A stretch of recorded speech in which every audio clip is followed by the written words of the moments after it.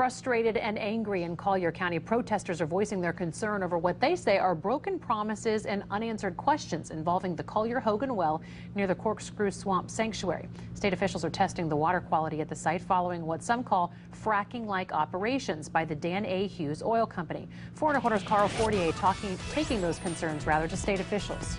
Well, 2 DEP press conferences, one yesterday and one today, were canceled at the last minute by the Dan A. Hughes Company and Collier Resources, the leaseholder.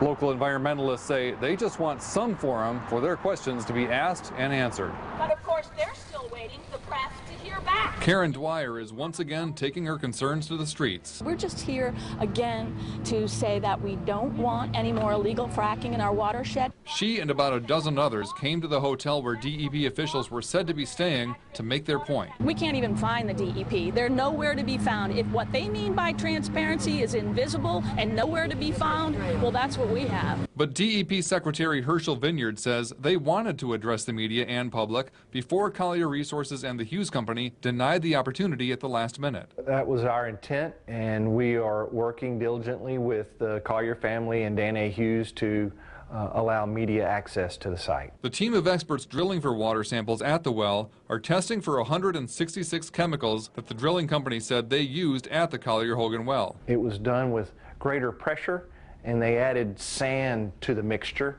and it was just something that we were not familiar with. The DEP says Florida's oil reservoirs are miles below the surface, while the aquifers are much shallower. If there is any risk of contamination in that surficial aquifer, it's not going to be from contamination of the bottom hole up a couple of miles through the geologic formation. It's going to be from surface management of fluids that may be seeping down into the surface water. Dwyer says she just hopes the agency will provide more forums for the public to have their say. It is a public concern because our water in our Everglades are our most valuable natural resources. In Collier County, Carl Fortier, Fox 4 in your corner.